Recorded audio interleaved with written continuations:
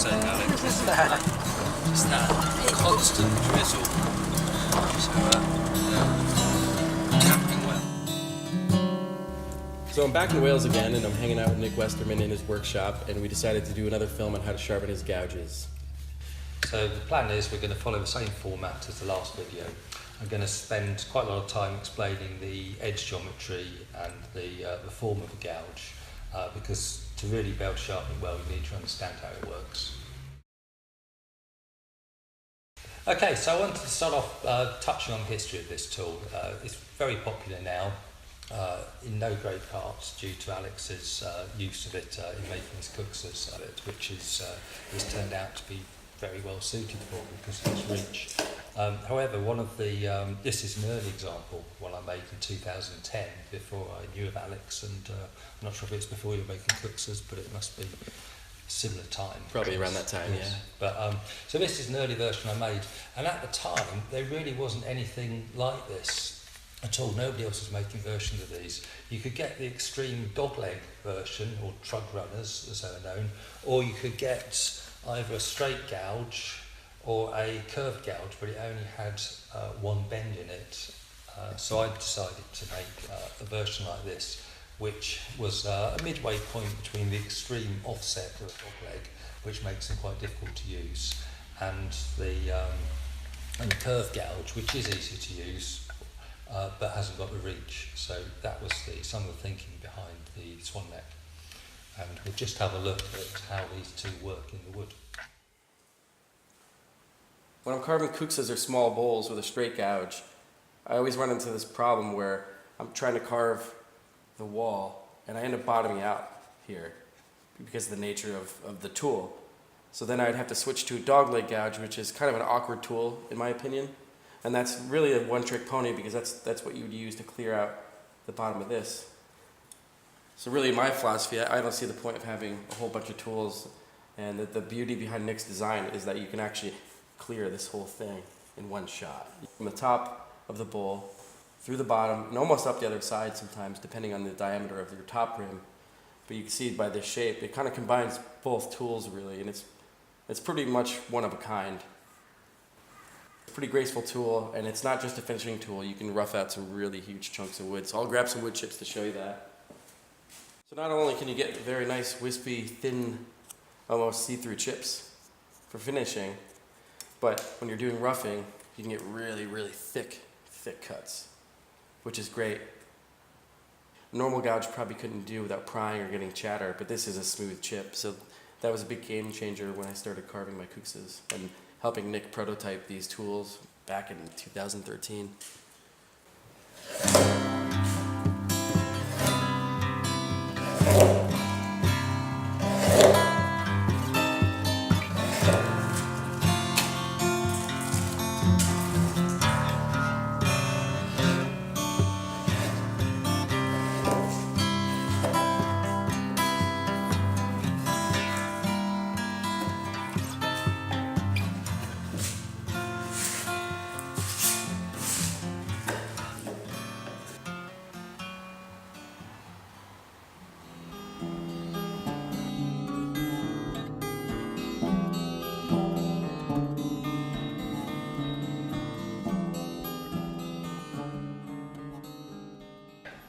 Right, so the first thing we're going to look at is a straight gouge and how that cuts.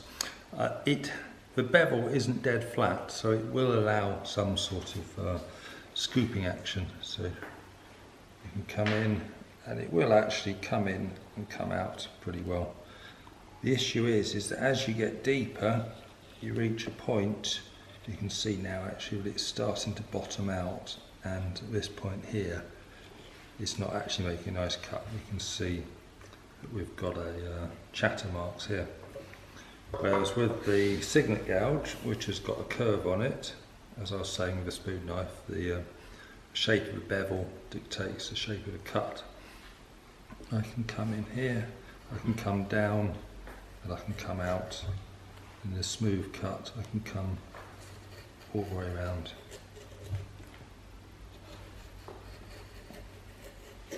Like this. I can even come out of the cut. If we carry on going deeper, I won't do that, but if we were to carry on going deeper like this, you can see even this deep, it can still come out of the cut here. I can still, this is about the limit of it, but I can still come all the way out. But in reality, you wouldn't come all the way out, you'd come in from the other side. But just, whereas if we're on the, if we move to the straight gouge, I can come down the face here and it will still cut all right. But at this point, it's bottoming out now. I don't even get to the centre and its reach is bottoming out. You can see we've got all the chatter here, so you can see how the depth it will reach is very limited by the fact that it's straight. So that's the first part of the action of the swan neck gouge, or this is the signet, the smaller version, is this first curve here.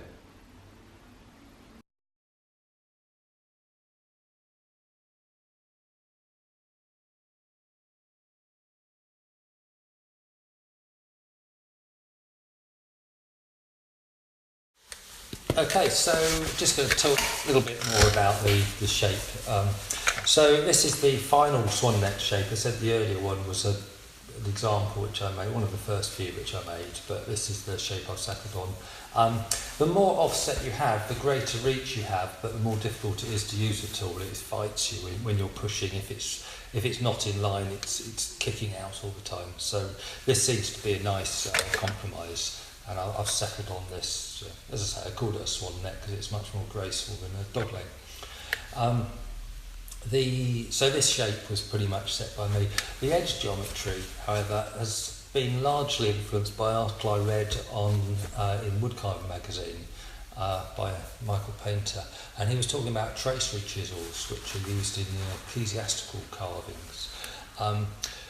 And that's, although they're used in a slightly different way, the edge geometry they're talking about, he was talking about in the article, I applied to these, and this really helped to make these tools work well. And one of the things is that it's not flat all the way across, is that there's a slight curve across the top face. And this curve is related to the curve which goes this way, so there's some relationship between that. You don't want the corners knocked away too greatly, or else it's for the inner tracery chisel. I actually want them quite crisp because I sometimes use the corners to refine something. Whereas if you're carving a bowl, which is what this is aimed at, you don't really want the corners to dig in. But conversely, if they're rolled away too sharply, I think it reduces the actual usefulness of the tool because the cutting edge is much shorter effectively because you can't use the corners. But a bit of curve definitely helps to stop the corners digging in. So that's one aspect. The other thing which I touched on, well, I didn't touch on it, I went on in great length in the sharpening video we first made, was how the bevel form influences the cut. And that's exactly the same thing. This is a blade which is made for carving curved bowls, curved surfaces. So it's a curved bevel. It is, however, although it's a curved bevel, I have got a secondary bevel which are actually used as a guide for sharpening. So one of the things about this tool is it's different to the spoon blades I was talking about, where we did the sharpening on the inside and left the outside alone. On these, to a large extent, the outside is the easy one to hit, so we can do most of our sharpening on the outside and just touch the inside because this is more difficult this time. But the concept is the same, is that you've got curved bevel guiding the cut. So that's the first part.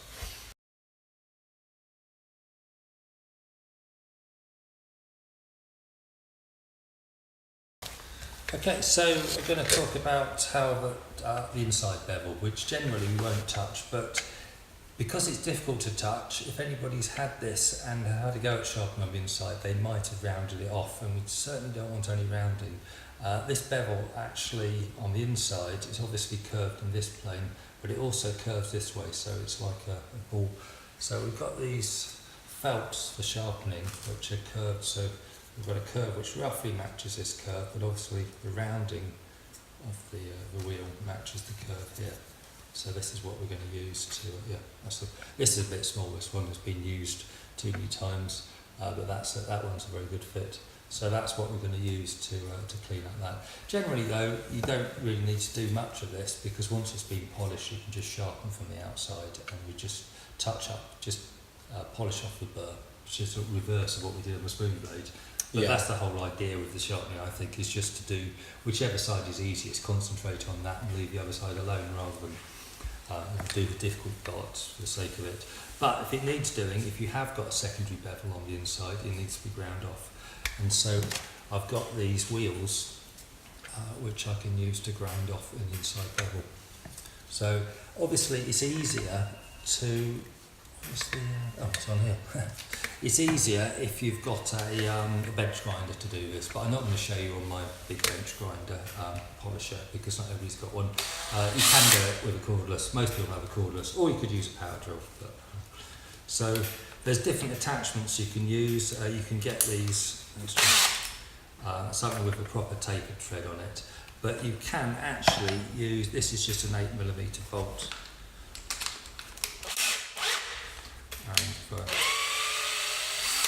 And it will, it's not going to thread on and off indefinitely, but you can just thread it straight onto an 8mm bolt. 5/16, I think it is in American. Okay. Although, We always make it difficult. Yes, I think it's 11/52 to be precise, but I don't know if you actually can get those. Yes, I'd like to look that up actually, because I spent ages. So I shouldn't cut it there. I wrote it down on here. No, 1754. That's it. 1754. Correction. 1754, yes. Official correction. Official correction. 1754 is 7.996mm, which is close enough.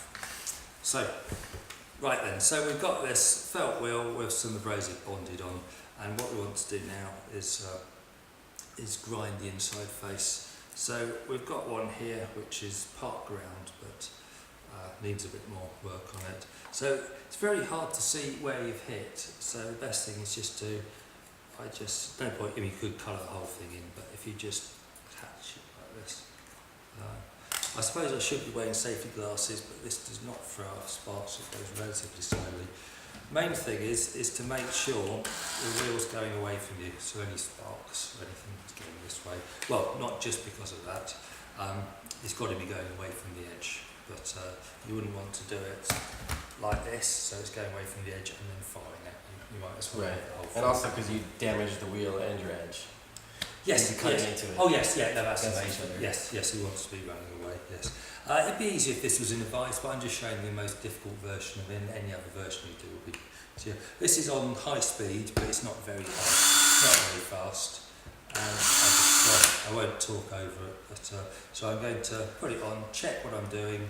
If I'm removing the black, I'm removing the right bit.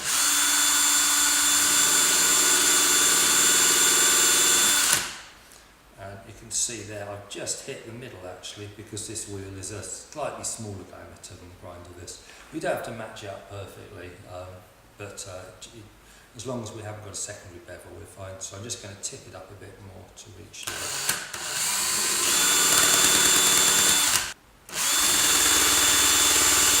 And it's always worth working up slowly until you hit the edge, rather than hit the edge and round it, because that's precise, because then you've got a whole load more metal to remove. But if you work gradually up, just tipping up until you hit.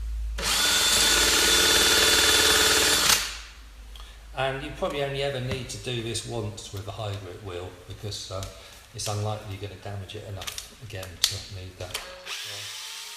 I'll show you can do it with a bolt. And then this is a much finer grit.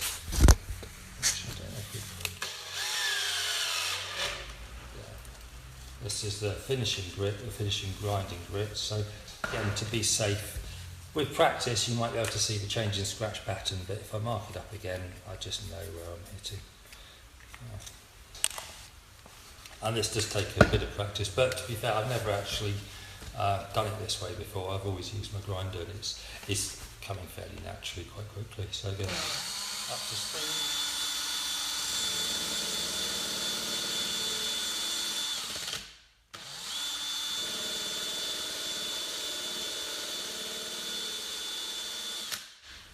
Okay, yeah, so I've hit that 320.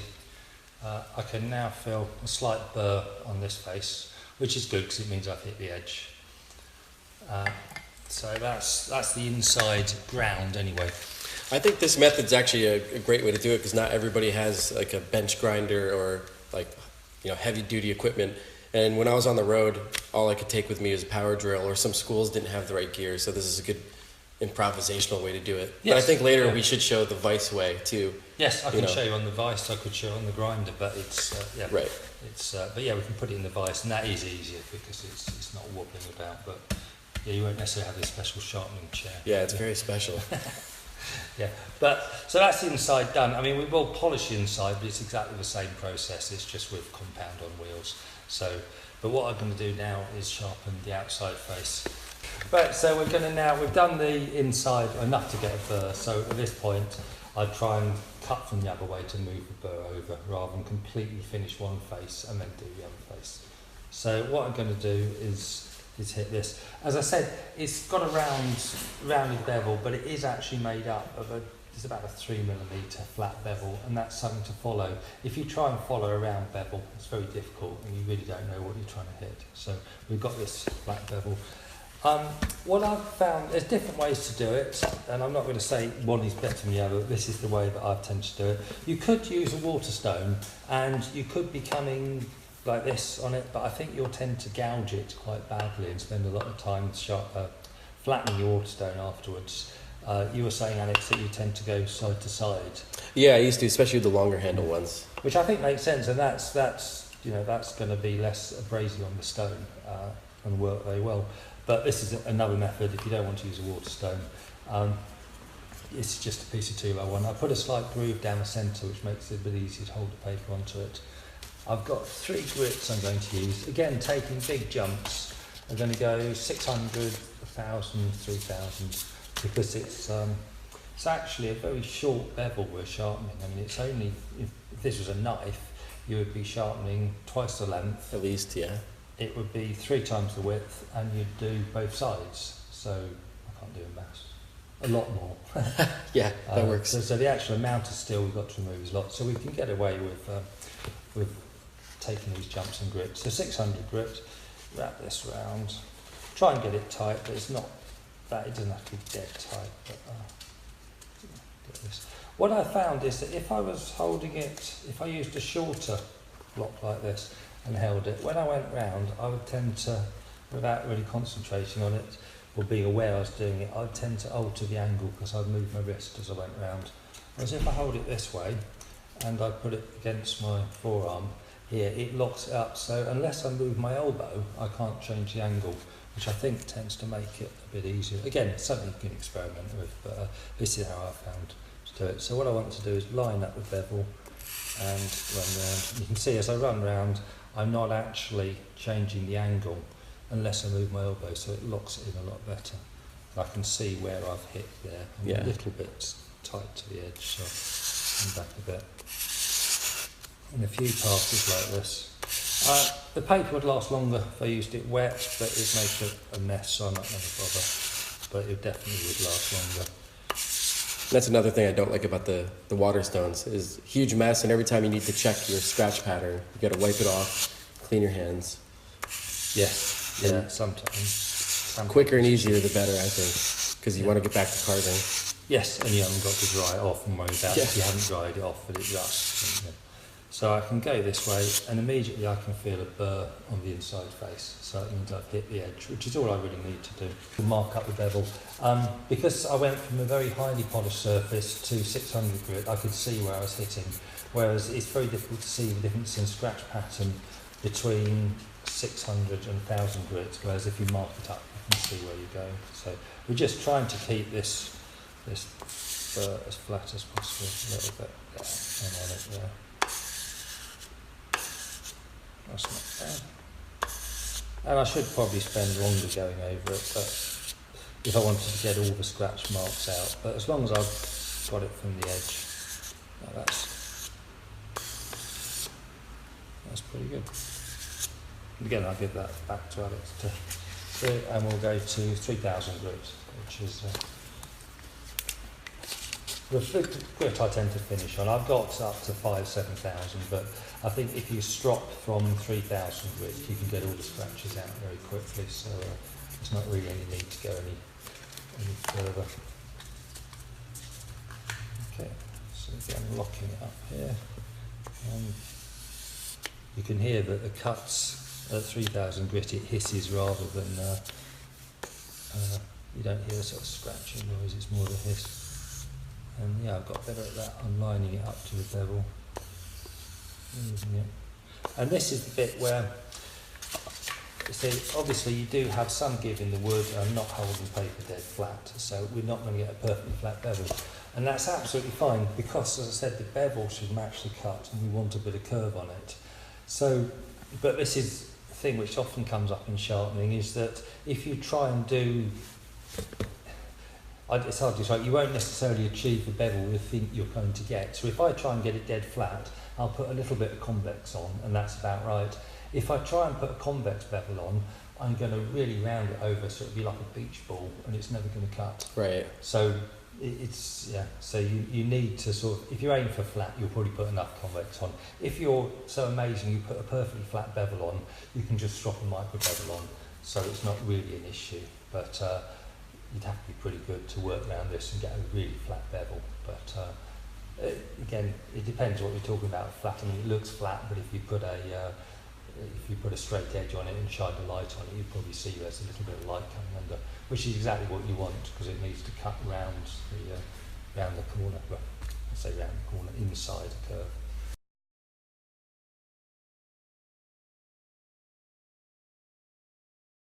So we've done the inside face and we've done the outside face. So what I'm going to do now is I'm going to start polishing. I'm going to start on the inside because the last one did the outside. And I also went to 3,000 grit on the inside, on the outside, and the inside face is a bit coarser. So I always try and work up to a final finish rather than say do one side completely and then the other side. So we're going to do the inside face. So again, I'm just going to put on a fresh oil. And we're going to strop with this, and I'm going to use the grey, which is the coarsest one, and just apply some grey, working away.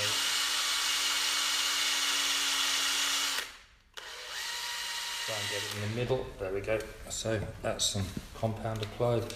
Same thing, although absolutely you've got to go away from the edge at this point.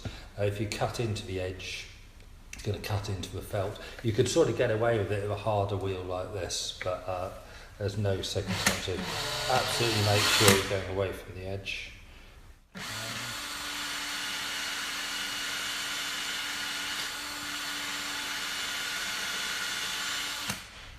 Polish out, we're aiming to polish out the scratches.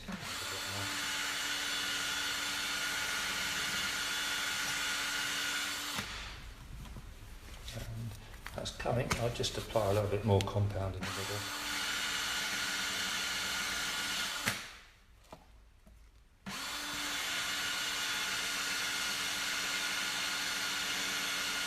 And yeah, if I wanted to be really, get a perfect finish on it, I worry about polishing this area, but that really doesn't matter. Wood chip's never going to touch that, so I'm just going to be concentrating on the last 5mm. I don't want to concentrate just on the edge because that would mean I'd be pulling it up and rounding the edge, but I certainly don't want to push it this way and concentrate on that area. So,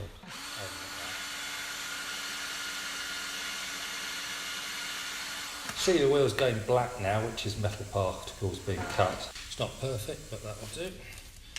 And the next stage, we'll get a white one. So you like to keep the stropping material separated, the grits? Yeah, you should do. I mean, you could get away with it. They're trying to scratch it off. The way that you you have to really. I was going to say, it's all right to go from a white wheel to a coarser, it's all right to go from a fine compound and put coarser compound on it, because obviously the white compound, the fine scratches aren't going to matter because they're going to be overlaid by the coarse one. But what you can't do is have a coarse compound with bigger bits of abrasive in and then go to finer, because then you're going to get a mixture of scratches. Right.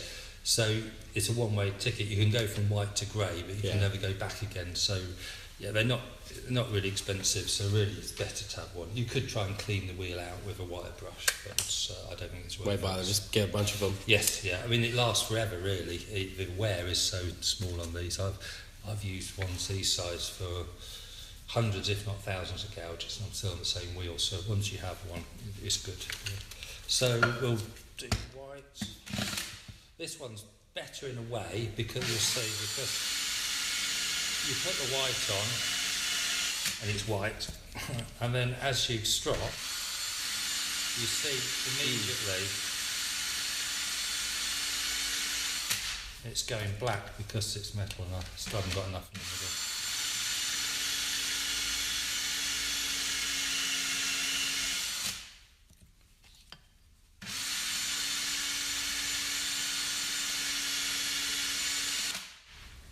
And that's just about done.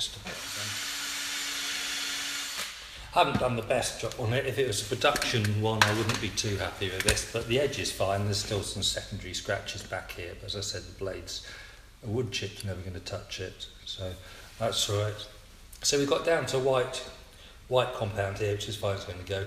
Got 3,000 grit scratches going this way, which is pretty fine, and it will cut, I mean, I'm sure it's shave hair, but we can still take out 3,000 grit scratches. I'm going to do it the same way as I was doing with the spoon knife, is I'm going to polish it out. And I don't know, we could go this way, and we can see these black lines appearing where we're cutting steel. You see that beautifully. And yeah, we don't want to consciously round the edge, but we do want a rounded bevel, so a lot of downward pressure. You know it's going to round the bevel a bit because it's a thin bevel, but that's fine.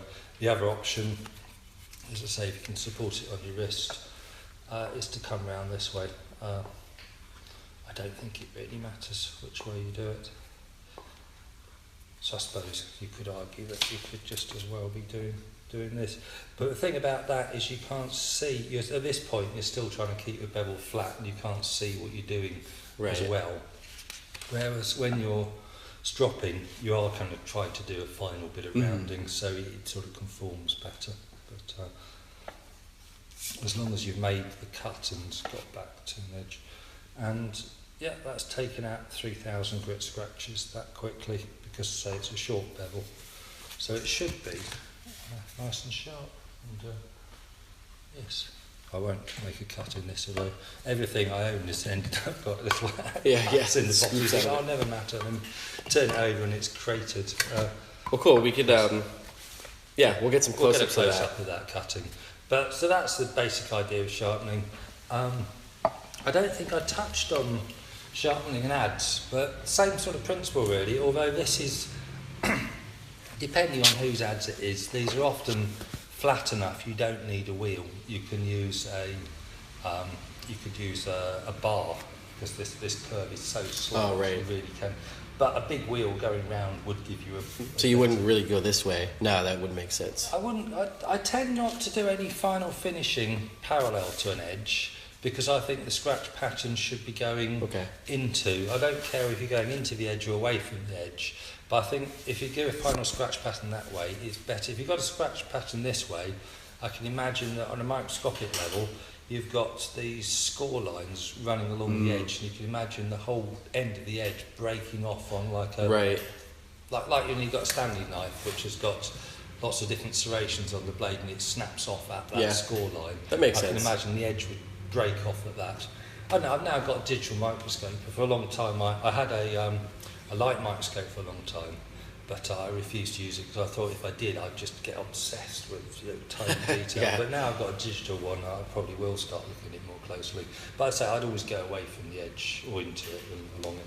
But I'd say if you are sharpening, this works pretty well on an adze as well, although probably adzes will do another video. But again, you can line it up like this. If you lock to your wrist, and you can follow the bevel around, so you can see same sort of thing. Same thing. Cool. And then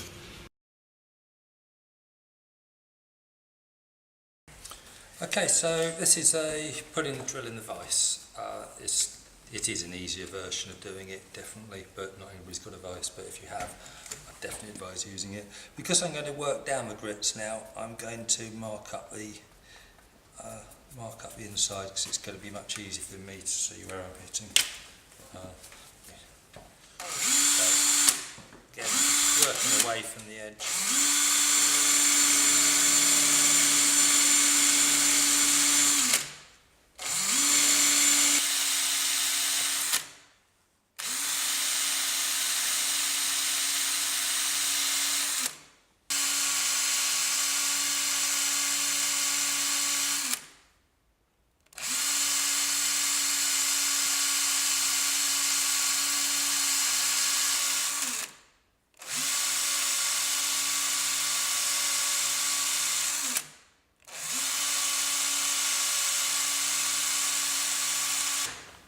That's the inside polished up with no micro bevel on the inside.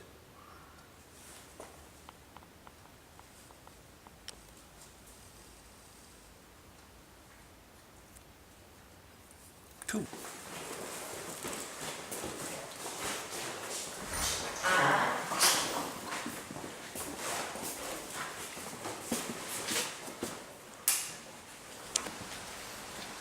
Okay, so that's us done. You'll now know how to sharpen a swan neck gouge. I'd like to thank everybody for supporting my work again, Alex for filming, and if you've got any comments or questions, drop it below or check out my website.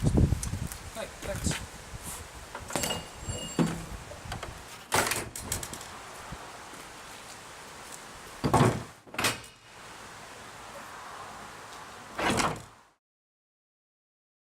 Well, that took its toll, but I've finished. I'd like to thank you all for supporting my work.